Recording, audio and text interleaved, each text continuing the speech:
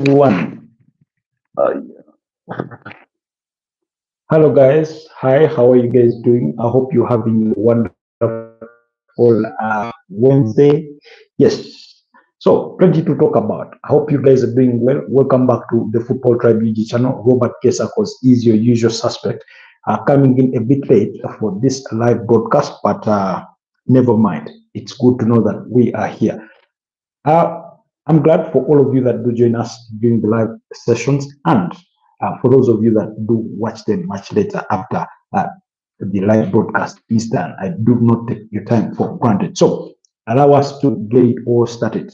Of course, our main focus will be on the UEFA Champions League, where we did witness action last night as teams booked their spots in the quarterfinals of the European competition. So plenty of that still to come, even on Wednesday, before we get into the Europa League and the UEFA Conference League action that will be coming later in the week.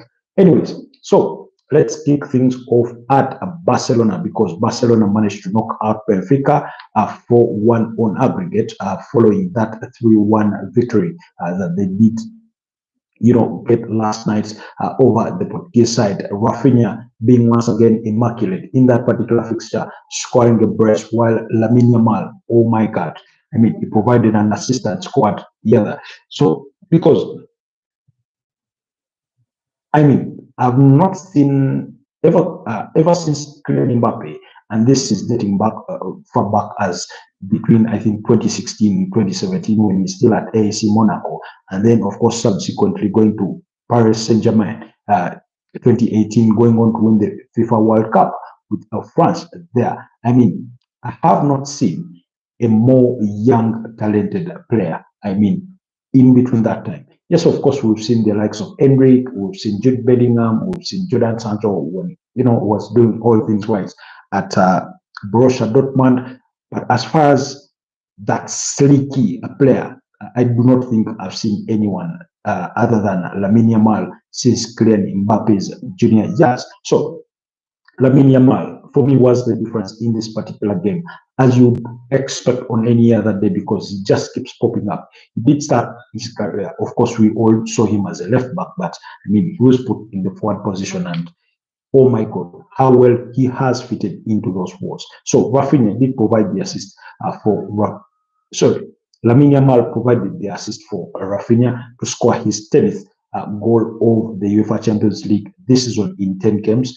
Of course, on top of that, he already had 4 assists and that kind of thing. So he did score, and then Nicolas Otamendi, of course, also scored on the other side to restore parity. And Benfica, there for a moment, thought they had a chance, because Barcelona had only won the first fixture, despite having been down to 10 men by a goal to nil. I think yes, for the first leg last week. So, and then of course Lamine Yamal, the way he scored that goal, I mean, he casually slices that ball into the far corner beyond the goalkeeper's reach.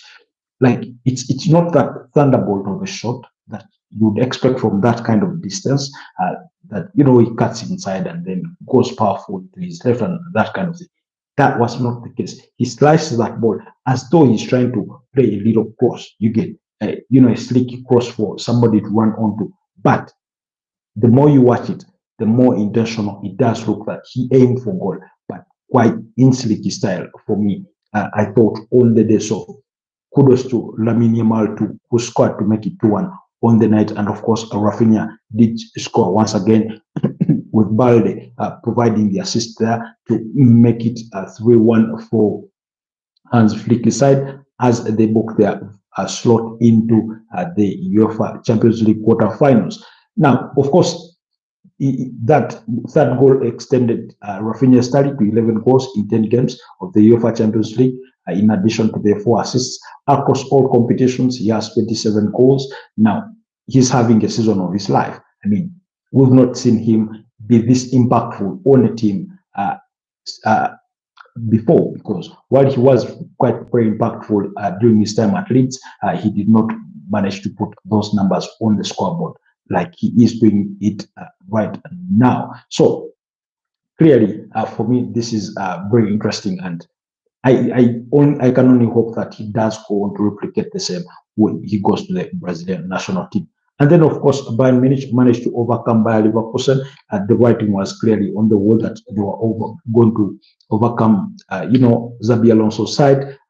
Eventually, it's 5-0 on aggregate because they did beat them by 2-0 last night. Hurricane on target in this one, as well as Alphonso Davies to complete that 2-0 victory in the return leg on the night. Remember, Hurricane had picked the Brest in the first leg as Bayern Munich won it by 3-0, while I think Jamal Musiala was the other on target. So they also do advance to the quarterfinals of the UEFA Champions League. And then the other interesting fixture, of course, was between Inter Milan versus Feyenoord. Inter Milan managing to overcome Feyenoord, beating them by 2-1 at the San Siro there. Marcus Thuram on target in this particular game, and then Chanoglu there, the other on target for the home side. Now, Inter Milan thought they had won a penalty, but Marcus Thuram, upon review, it did appear that he had dived. He sort of exaggerated the incident, and while the referee had, awarded a penalty, he was sent to the VAR monitor, and he came back, reversed his decision, and gave Marcus Thuram a yellow card or a booking for that simulation. Now, I did think that Marcus Thuram had quite a very spectacular game. There's an opportunity that he missed, but the goal that he had scored initially was simply sublime. That of a finisher, he dribbles past a couple of players and, gives that ball the strike of his life to win it therefore. To score for Inter Milan, and on aggregate, it did finish 4-2 because they did 4-1 because they did win the first leg by 2-0 on the other side. But Joe Moda was the one on target for Feyenoord, who had again scored the equalizer for Feyenoord in this particular one, but Inter Milan went on to win that one through Chanoglu. In the other very interesting fixture of the night, this one ended up going into extra time after Ousmane Dembele scored a 12-minute goal that did level the aggregate score. Liverpool, having won the first leg with an 86th-minute goal of Curtis Jones at Parc de France last week. So, for those of you that did remember, when we were doing this particular preview of this game, we did say that Liverpool had the upper hand. Of course, they had pedigree, 6 titles to their name, of the UEFA Champions League and that kind of thing. But if Paris Saint-Germain had any chance of advancing over Liverpool, then Ousmane Dembele had to step up, and indeed he did step up, scoring that goal in the 12th minute that gave Paris Saint-Germain a 1-0 lead at Anfield, and eventually, of course, it ended into extra time when it was 1-1 on aggregate. So, of course, Liverpool had missed chances just as much as PSG. Once again, Alisson Becker had to pull the heroics, while Guinea Donnarumma on the other side also had to do the same. And clearly, very interesting game over 2 legs. I thought this was the fixture of the round of 16 in terms of how teams, treated each other on the turf, on what they were able to show us.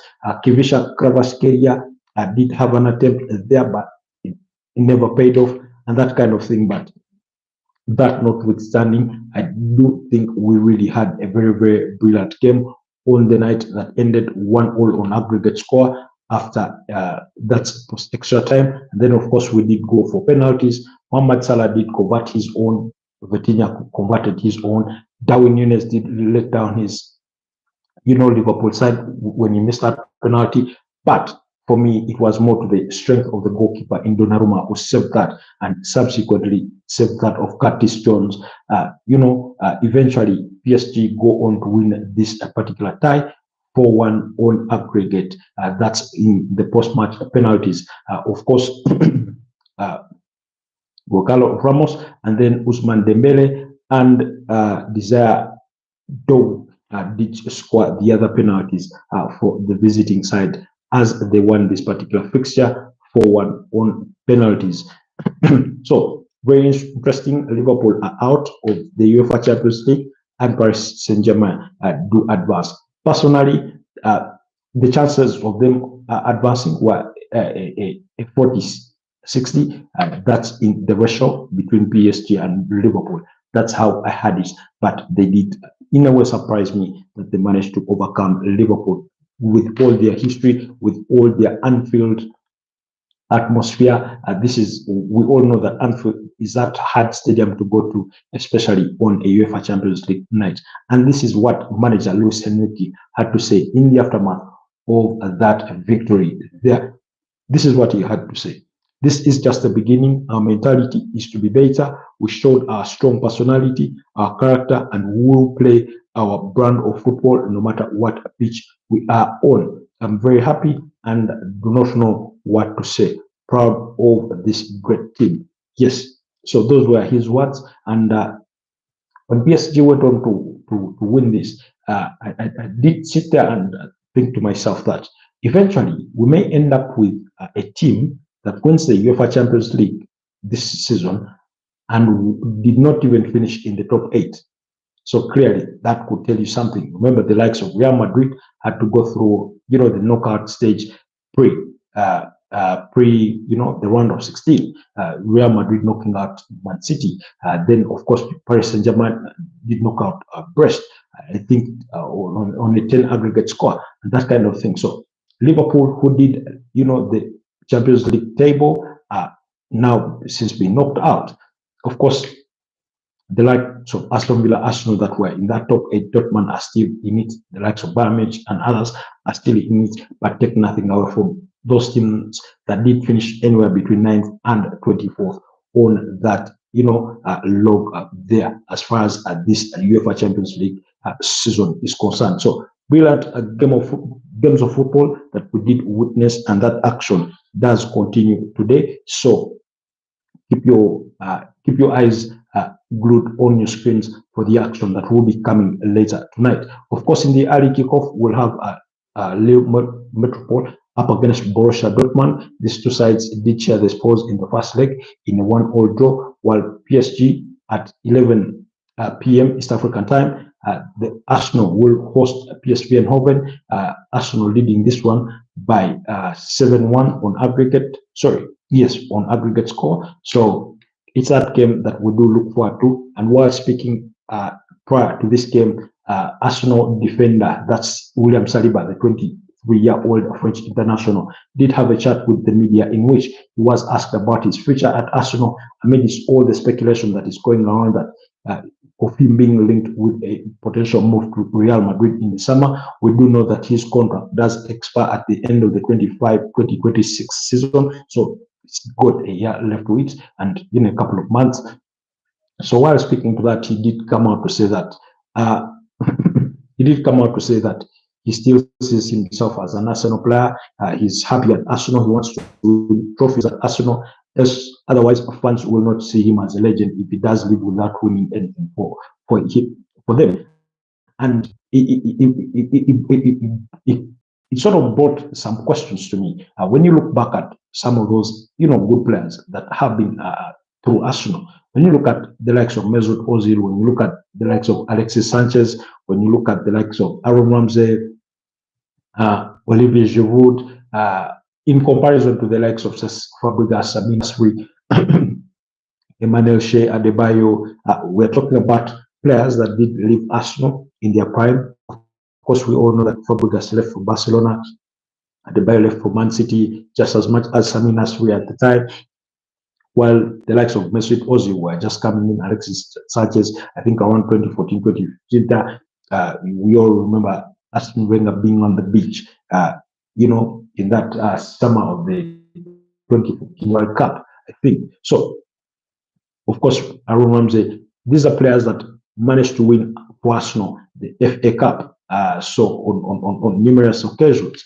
So clearly, when you go down in history, I think they are considered big players at Arsenal, or in the memories of Arsenal fans, as compared to the others that walked away without winning a thing. And we all remember, I think, Arsenal winning the FA Cup in 2014, beating up against Hull City, and then winning it in 2015, beating up against Aston Villa. They did beat Hull City, I think 3-2 in that final. Hull City going into the early 20 lead, Sant Cazorla scoring a free kick in that one, and then of course you all remember Aaron Ramsey scoring the winning goal. Then 2014 they beat Aston Villa on the final. You all remember Alexis Sanchez scoring a spectacular in that one, and I think Theo Walcott was equally on target in that particular game. And then 2016 Manchester United do it under Van Gaal, who was subsequently sacked in the aftermath of winning that, and then they do win it again in 2017. I think who did they beat at the final? Was it Chelsea or Man City? I do not recall so well, but they went on to win it. So and the likes of Aaron Ramsey, Mesut Ozil, Alexis Sanchez were part of the FA Cup winning cohort during that period. So clearly, their names may hold, bigger weight. So I do understand when William Saliba says that he has to win something for this club before he even thinks about leaving.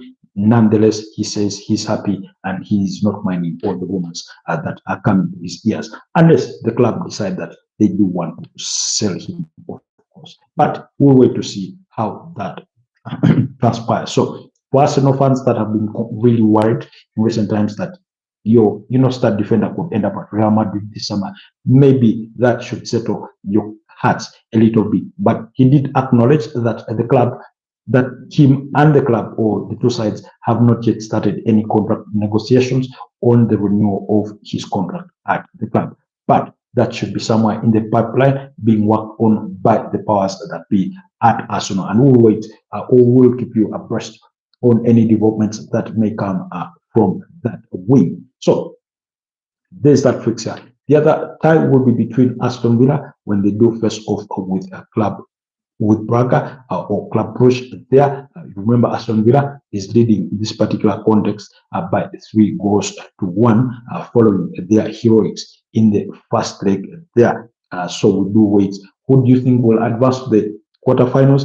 I do think it's in Aston Villa's hands to lose at this moment. And then, of course, the other will be arguably the biggest game of the night when Real Madrid make the trip to the Wanda Metropolitan Stadium, where they will be up against their arch rivals in Atletico Madrid. So this is the Madrid derby. Remember, Real Madrid won the first leg by 2-1. We did have spectacular goals there from Rodrigo, and then the other from Julian Alvarez. So clearly, this is a tie that we are really looking forward to, despite Madrid.